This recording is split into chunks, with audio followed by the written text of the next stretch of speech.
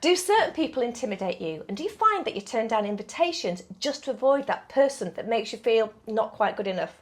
Well, if that's the case, watch this video because we're going to tell you why people behave the way that they do.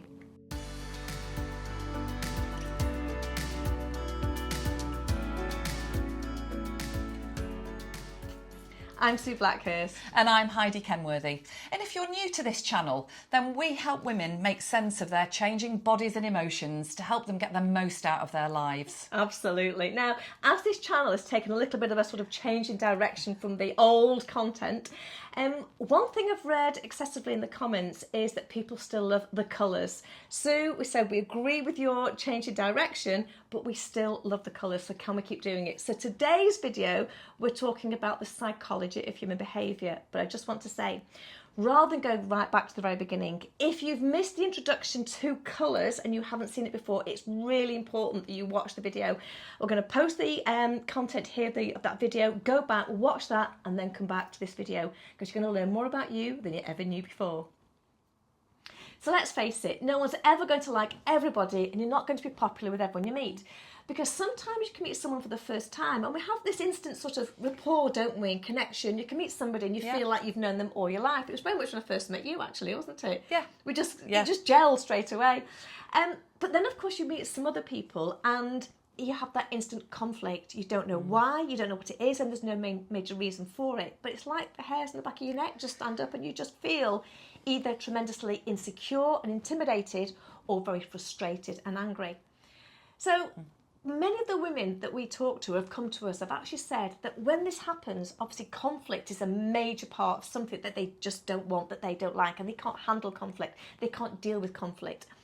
And what it does is it makes them feel less worthy. It makes them feel like it's a bit like their fault. Yeah. So they end up going back, analysing their own behaviour and wondering where they are going wrong. So the benefit of understanding colours, this is a really, really useful tool because it's a little bit like understanding. If you put, let's say, sweet and sour chicken on the same place as spaghetti bolognese, both of them are fantastic, but they don't work together. Yeah. They just don't gel. But if you've got sweet and sour chicken and you've got some rice, bear with this one, and you've got some rice, you're making me hungry. You can put those on the same plate and they actually work, they actually gel. So individually, all the 4 different colours, our reds, yellows, greens and blues, have all got fantastic traits, but they've also got areas where they cause conflict for another person. So there is no better or worse, there's no right or wrong. What we have to first of all understand is there's difference. So, if I'm a red, first of all, I know that I'm a task-focused extrovert. So I know I have direction, I know where I'm going, I know my destination, and I want to get there without any obstacles or anybody getting in my way. But what happens then when I meet somebody else? And for example, I meet a green. I'm a green. I'm a people-focused introvert and I really care. I'm full of empathy and my skill is listening. I want the world to be a happy place. I want everybody to... But what happens here is, for me, the green just isn't getting to the point. So I'm now starting to get a little bit frustrated. It's a little bit like me driving down the road and there's a car in front of me and they're just not going fast enough. What I want to do is push them out of the way. I'm not really concerned about how they feel about that. I just want them to get out of my way to allow me to move on at speed. And as a green, meeting a red, I feel intimidated. I just want to go and hide. I feel as though I want to be quiet because they're very direct and that offends me. So if we want to work together and we want to build a more constructive relationship, this could be friends or family, what do you want from me? I want to be listened to. I want you to show me that you care a little bit. I want you to slow down. I want you to be less task orientated and be more me orientated. Stop interrupting. So if I'm driving behind in the car, I've got to stop flashing my lights and pushing that car in front out of the way. Would that help? That would help. Think about you a little bit more. And what would you want from me? Well, okay, using our car analogy, if you can see me, first of all, either get out of my way to allow me to come past or pick up your speed and go along the motorway at the same speed as me. So I want you to get a move on I want you to be with me or allow me to go without obstruction. So if we can find some middle ground here, I need to come down a little bit. And I need to step up a little bit. That's our reds and greens. But it doesn't in there, because what happens if I meet a yellow?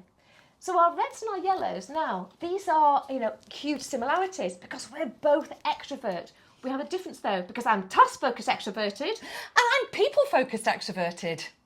So what I want to do is get the job done. I'm still there, focused on the task in hand. What's important to you? Fun. Having lots of fun. Being the centre of attention. The job, okay, but if I'm not having fun, I will go somewhere else and do something else. So the yellows are all family member that when they walk in the room, it's almost like they're going, hi, I'm here. How does that make me feel? Well, I almost want to say, chill out. I almost want to say, it's a little bit like the sunshine's come out and I just feel it's blinding in the eyes. It's too much. And so because it's too much, I don't feel overpowered by them. I actually just want to dampen them down a little bit. I just want them to lower their enthusiasm. Turn the volume down. Turn the volume down. What do you want me to do? I want you to not be so aggressive. I want you to have a little bit of fun. We can chat, but I want you to listen to me. I love telling stories. I love being the centre of attention. So I don't want to vie for competition as to who's got the upper hand on the stage. Do you know what you can do for me though? Go on. It's a little bit of turn that volume, that enthusiasm, that excitement down because, whatever it is, I still have something to do. And almost I get frustrated when you tend to make it a little bit sort of frivolous. Yeah. And it doesn't always get on, does it? I get that. No. Okay. So reds, I'm sticking with the red because I quite like the red. I wonder why it is. we also have reds and they can integrate with our blues. That doesn't quite fit right. I think I possibly needed more sizes, more detail on the hats. I would have liked to have seen more of the Google searches that you'd done to actually find it because it doesn't particularly fit me that well. It's all about quality. It's just everything about it. matters. That detail. The job will get done, but it'll get done right and properly. So we don't have a bad relationship because actually we are both task focused. The problem is with being more extrovert, what I want is to get the job done quickly, but what the blue wants... To get the job done properly. But we have the major conflict when our blues interact with our yellows. Because guess what? As a yellow, sorry about this, guess what? As a yellow, I actually just want to have a bit of fun. I'm the centre of attention. We've gone through that before. And I look at the blue and I just go, chill out, man. They're just so boring. So how can the blues and yellows actually get on with each other? Why is it causes conflict? Well, what we have, first of all, we have opposite and complete extremes because we have an extrovert talking to an introvert and we have a people-focused person talking to a task-focused person. So we're bound to have conflict. When we have opposites, which is our blue and our yellow and our... red and our green. Red and our green. Got all these It feels like a party, this. and our reds and our greens. That's where we have actually the most conflict because our reds are going to be our task-focused extroverts, our greens are our people-focused introverts. So we have the diagonal and that's when there is the most conflict. So when we're looking at these behaviours, and we can pass these hats around all day, when we're looking at behaviours, what we wanted to explain today is difference and the fact that people that you meet are going to fall into one of these categories. We actually, if we have to be honest, we have all four of these colours within us, but what we do have is one that is more dominant. And therefore, when it's got more dominance in it, that's the overriding personality or behaviour that we see. So if you were stressed in a stressful situation, presumably your dominant colour would show itself? Yeah, totally. Yeah. Absolutely. We have two types of behaviours. We have the behaviour that we can, the act, our adaptive style. So an extrovert at a funeral who has to become more introverted and an introvert at a party. Yes. Yeah. Yes. It's a little bit like getting our blues and they have to go to this big event and they have a party popper or whatever they have. They go, yes, I'm having a great time, thank you very much. We adapt our behaviour. But what we have to understand is, you know, it's the importance of doing this, because in our next video, we're going to show you how to really analyse where you are. We're going to give you the tools to help you find out exactly what colour you are and how to analyse it in other people. We're going to go a lot deeper into it. It's really today, it's all about giving you the tools to understand what it is, how it works, and the fact we need it. Really interesting. It is absolutely fascinating. It is fascinating because it's also important. You know, I use this in both personal and professional life. I would say, if I talk about the professional life, you know, you can use this in, you know, a sales environment and you have customers coming in. It's really important to understand why the customer buys. Because if we talk, for example, let's say about buying a car, you know, the customer walks in and goes, like that car, what's the engine size? How fast does it go? How quick is it going to get me there? The customer's going to walk in and go, oh my gosh, has it got heated seats? And look, there's lights there. And it's got, and the boot opens when you press the button. Oh my word, this looks fantastic. Our green's going to go, is there plenty of leg room in the back? Have we got enough space? Is the car comfortable? So I'm selling them the comfort. And of course our blues are going to buy, our blues are going to buy the car based upon the reports, the reviews, fuel consumption. Tyre. So the pressures, same car is going to be sold to different people based upon what they want to buy. Yeah, it's genius. Yeah?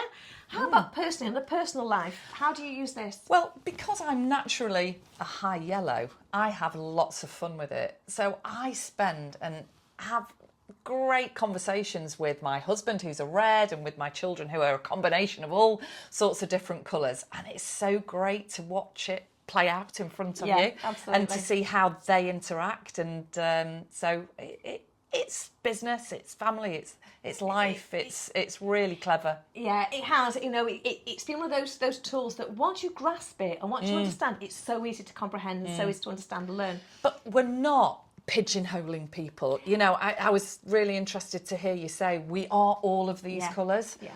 And I think it's important to recognise that. And there isn't one better colour. Oh gosh, no. Although I think reds sometimes secretly think they are better. So I hope you enjoyed it and found it interesting. It's been a bit of fun. This is very much the introduction, the starter for it, because next week we're going to take it into more detail and we're going to give you some really in-depth, clever ways of finding out who you are and who the person is that you're talking to. Don't forget, if you are interested in my 8-week Find Your Confidence course, you can email me the words I want to find my confidence to sue@sueblackhurst.com. Please don't forget to subscribe to our channels. We have videos coming out every Monday and every Thursday. And if you hit that little notification bell, what you will be is the first one to be notified when the new video comes out, so you don't miss them. Don't forget, subscription does not mean you're tying yourself into 12 months of the latest magazine. It costs nothing. All it means is that you are made aware of whatever videos are coming out. And it really helps us. Absolutely. For the supporters on the channel, it does really help us. Yeah. It makes our channel even stronger, and we can keep on delivering great content for you. Yeah. So thank you so much for watching, and we look forward to seeing you next time. Thank you so much, guys. Bye-bye. Bye. To be honest, you're taking a little bit too much time. So the reds, and what they can do to the green is actually make them feel like they're simply not good enough. It's a bit OTT. Oh, wow.